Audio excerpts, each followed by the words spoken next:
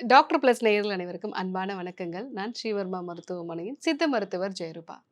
நம்மள்ல இன்னைக்கு நெறைய பேருக்கு கூடிய பிரச்சனை, தொப்பை, ஏறிக்கிட்டே போகக்கூடிய சர்க்கரை. இது 2யும் தான் என்னால சரி பண்ணவே முடியலன்னு நெறைய பேர் வந்து கவலைப்படுறாங்க.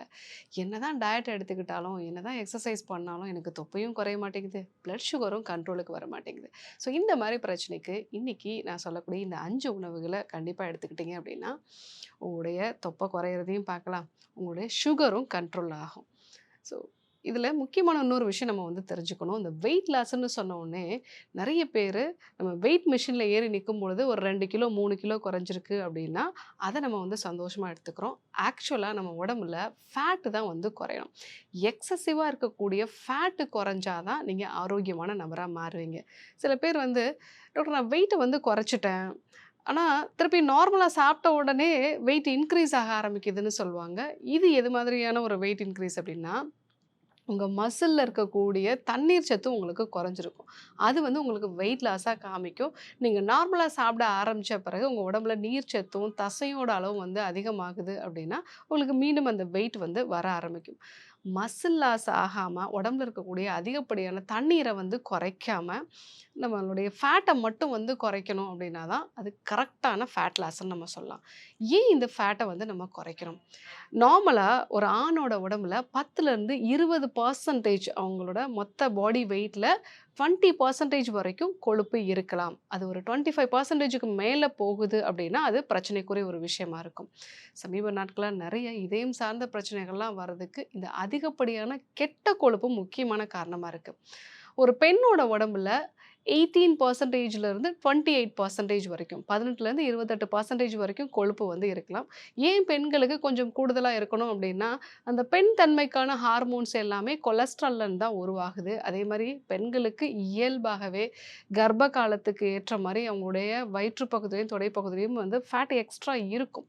ஸோ இது இயற்கையாகவே ஒருவேள அந்த பெண்ணுக்கு உணவு எதுவும் கிடைக்கல அப்டின்னா, இந்த ஸ்டோர் பண்ண ஃபேட்ட வச்சு அவங்க சர்வை பண்ணணும். அந்த அடுத்த தலைமுறை அந்த குழந்தைய பெத்தெடுக்கணும் அப்படிங்கிறதுக்காக இயற்கையா உருவானது தான் இந்த ஃபேட் ஸ்டோரேஜ். ஸோ பெண்ணோட உடம்புல 32%க்கு மேல ஃபேட் வந்து அதிகமா இருக்கு அப்படின்னா, அது பிரச்சனைக்குரிய விஷயமா மாறும். இந்த ஃபேட் அதிகமா இருந்தா என்னென்ன ப்ராப்ளம்லாம் வரும்? நம்ம உடம்புல இந்த ஃபேட் செல்ஸ் அப்படிங்கிறது ஒரு சாதாரண செல்லு மாரி இருக்காது. ஆனா, இது வந்து ஒரு எண்டோகிரைன் ஆர்கன் மாதிரி நெறைய கெட்ட ஹார்மோன்ஸ வந்து உங்களுக்கு செக்ரேட் பண்ணும். அதே மாரி இன்ஃப்ளமேட்டரி மார்க்கர்ஸையும் வந்து செக்ரேட் பண்ணும். ஸோ நெறைய பேருக்கு இந்த செல்லுலைட்டிஸ்ங்கிற ஒரு கண்டிஷன் நம்ம பார்க்கலாம். அவங்களோட இடுப்பு பகுதி, தொடை பகுதியிலலாம் சின்ன சின்ன பள்ளம் மாதிரி வந்து இருக்கும். ஒரு ஃபேட் கொஞ்சம் பூசின மாரி இருந்து ஒரு சின்ன பள்ளம் மாரி இருக்கும். இதுதான் செல்லுலைட்டிஸ்ன்னு நம்ம சொல்லுவோம்.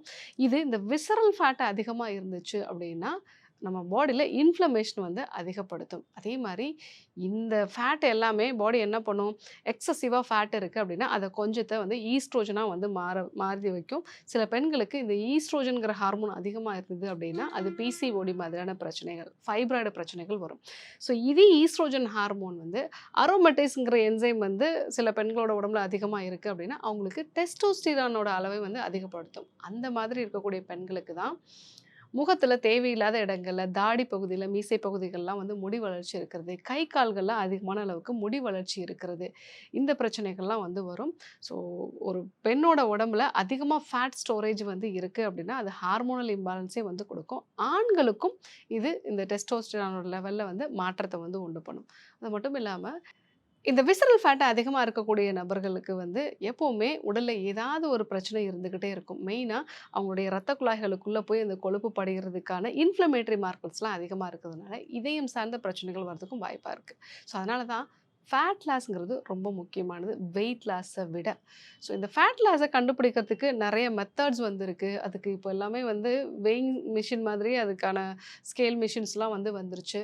நம்ம சிம்பிளா நம்மளோட வெய்ஸ்ட் அண்ட் ஹிப் ரேஷியோ அப்படின்னு நம்ம சொல்லுவோம். நம்முடைய இடுப்பு பகுதியும், அதே மாரி வந்து நம்மளுடைய ஹிப் இது 2த்துக்குமான ரேஷியோ வச்சு நம்ம ஈஸியா ஃபேட்டோட அளவு வந்து அதிகமா இருக்கா? இல்ல வந்து கரெக்ட்டா இருக்காங்கிறத நம்ம வந்து கண்டுபிடிச்சுக்கலாம்.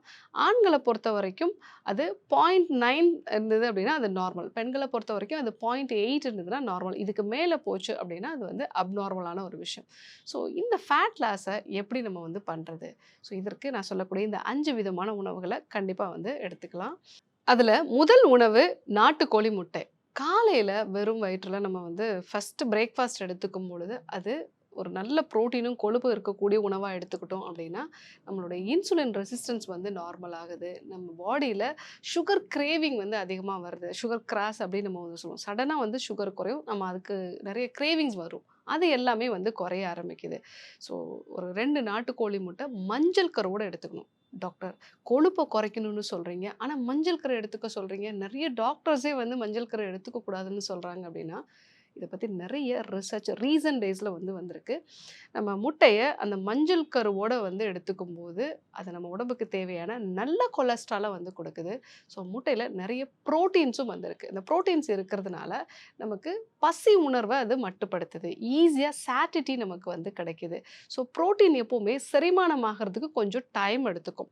ஸோ அந்த டைம் எடுத்துக்கிறதுனால, நம்ம பாடியில தெர்மோஜெனிக் எஃபெக்ட் வந்து அதிகமாகும். இது வந்து எக்ஸ்ட்ரா கலோரிஸ வந்து நம்ம உடம்புல பர்ன் பண்றதுனால, ஈஸியா வந்து வெயிட் லாஸ் ஆகுது. சிம்பிளா காலையில நீங்க பிரேக்ஃபாஸ்ட்டுக்கு 2 நாட்டுக்கோழி முட்டை வந்து எடுத்துக்கலாம். இதில இருக்கக்கூடிய கோலின், லெசித்தின் இது 2மே உங்களுடைய கல்லீரல்ல இருக்கக்கூடிய தேவையற்ற கழிவுகள வந்து வெளியேற்றதுக்கு யூஸ்ஃபுல்லா இருக்கு. நெறைய பேருக்கு வெயிட் லாஸ் பண்ணணும் அப்படின்னாலே, அவங்க பாடியில இன்ஃப்ளமேஷன் இருக்கும். அந்த இன்ஃப்ளமேஷன குறைக்கிறதுக்கும் இந்த முட்டையில இருக்கக்கூடிய அதிகப்படியான புரோட்டீனும், நல்ல கொழுப்பு அமிலங்களும் யூஸ்ஃபுல்லா இருக்கு. மெயினா இந்த வேக வச்ச நாட்டுக்கோழி முட்டையில பார்த்தீங்கன்னா, கார்போஹைட்ரேட் வந்து 0. உங்களுடைய இன்சுலின் வந்து ஸ்பைக்கே ஆகாது. அதனால உங்களுக்கு வெயிட்டும் குறையும், சுகரும் கண்ட்ரோல் ஆகும். ஸோ காலையில பிரேக்ஃபாஸ்ட்டுக்கு 2 வேக வச்ச நாட்டுக்கோழி முட்டை மஞ்சள் கருவோட எடுத்துக்கலாம். 2வதாக வேக வச்ச காய்கறிகள்ல வந்து மெயினா க்ரூசிஃபரஸ் வெஜிடபிள் நம்ம வந்து சொல்லுவோம். முட்டைக்கோஸ், காலிஃப்ளவர், முள்ளங்கி, ப்ரொக்கோலி இந்த மாதிரியான காய்கறிகள வந்து எடுத்துக்கலாம். ஸோ இத பத்தி நெறைய ஆராய்ச்சிகள் நடந்திருக்கு. ஒரு 24 வருஷம் வந்து இத பத்தி ஆராய்ச்சி நடந்திருக்கு. ஹார்வர்ட் பல்கலைக்கழகத்தில 1,00,000க்கு மேல ஒரு ஒரு 1.3 லேக் பீப்பிள வந்து ஆராய்ச்சி பண்ணியிருக்காங்க. ஸோ அவங்களுக்கு உருளைக்கிழங்கு, கார்போஹைட்ரேட் அதிகமா இருக்கக்கூடிய உணவுப் பொருட்கள் ஒரு பகுதியினருக்கு வந்து குடுத்துருக்காங்க. இன்னொரு பகுதியினருக்கு வந்து பார்த்தீங்கன்னா, இந்த உருளைக்கிழங்கு, அது கூட வந்து கார்போஹைட்ரேட் இருக்கக்கூடிய பொருட்களோட எக்ஸ்ட்ரா 1 கப் வேக வச்ச இந்த முட்டைக்கோஸோ, இல்ல வந்து ப்ரொக்கோலியோ இதெல்லாம் வந்து க்ரூசிஃபரஸ் வெஜிடபிள்ஸ் வந்து குடுத்துருக்காங்க. ஸோ இவங்களுக்கு உடல் எடை அதிகமாகல. ஸோ வெறும் கார்போஹைட்ரேட் இருக்கக்கூடிய இந்த உருளைக்கிழங்கு, கார்போஹைட்ரேட் மட்டும் எடுத்தவங்களுக்கு வெயிட் இன்க்ரீஸ் ஆகுது. ஸோ க்ரூசிஃபரஸ் வெஜிடபிள் எடுத்துக்கிட்ட மெயினா வந்து முள்ளங்கி, ப்ரொக்கோலி, முட்டைக்கோஸு இதெல்லாம் எடுத்துக்கிட்டவங்களுக்கு வெயிட் இன்க்ரீஸ் ஆகல. அவங்களுடைய சுகர் லெவல்ஸும் நார்மலா இருக்கு. மெயினா அவங்க பாடியில ஃபேட் கன்டென்ட் வந்து நார்மலான அளவுல இருக்கு. ஸோ இந்த ஒரு ஆராய்ச்சி தான் நெறைய பேருக்கு வெயிட் லாஸ் பண்ணணும், ஃபேட் லாஸ் பண்ணணும் அப்படின்னா, ஸோ இந்த காய்கறிகள வேக வச்சு காலையிலேயே நம்ம வந்து எடுத்துக்கிறது நல்லது. அந்த மாரி எடுத்துக்கும்போது, அதில அதிகமான நார்ச்சத்து வந்து இருக்கு. அதே மாரி சல்ஃபர் கன்டைனிங் அமினோ ஆசிட்ஸும் வந்து இருக்கிறதுனால, இது நம்ம கல்லீரலையும் டீடாக்ஸ் பண்ணுது. ஸோ பாடியில ஃபேட்டையும் வந்து குறைக்கிறதுக்கு யூஸ்ஃபுல்லா இருக்கு. 3வதா ராகி கூழ் இல்லன்னா கம்மங்கூழ் வந்து எடுத்துக்கலாம். இத ஒரு 12 மணி நேரம் நம்ம நொதிக்க வச்சு எடுத்துக்கும் பொழுது, இதில இருக்கக்கூடிய ப்ரோபயாட்டிக்ஸ் இந்த ப்ரோபயாட்டிக் வந்து உங்க கட்ட பேலன்ஸ்டா வச்சுக்குது. ராகில நெறைய கால்சியம் வந்து இருக்கு, இரும்பு சத்து இருக்கிறது, நார் சத்தும் இருக்கு. இது உங்களோட பிளட்ல இம்மீடியட்டா குளுக்கோஸா கன்வெர்ட் ஆகாது. அதனால உங்களுக்கு சுகர் ஸ்பைக்கும் இல்லாம, இன்சுலினோட தேவையும் வந்து இருக்காது. இது வெயிட்டையும் வந்து குறைக்குது, சுகரையும் வந்து பேலன்ஸ்டா வச்சிருக்குது. ஸோ இதில இருக்கக்கூடிய இந்த மைக்ரோ பாக்டீரியாஸ் எல்லாமே நம்முடைய கட்ட பேலன்ஸ்டா வைக்கிறதுனால, நெறைய பேருக்கு ஸ்ட்ரெஸ் குறையுது அப்படின்னு சொல்றாங்க. இன்னைக்கு வெயிட் குறையாததுக்கும், ஃபேட் குறையாததுக்கும் முக்கியமான காரணமா இருக்கிறது ஸ்ட்ரெஸ் தான். ஸோ உங்க கட் பாக்டீரியாஸ் பேலன்ஸ்டா இருந்தா, உங்களுடைய ஸ்ட்ரெஸ்ஸும் வந்து குறையும், இன்சுலினும் பேலன்ஸ்டா இருக்கும்.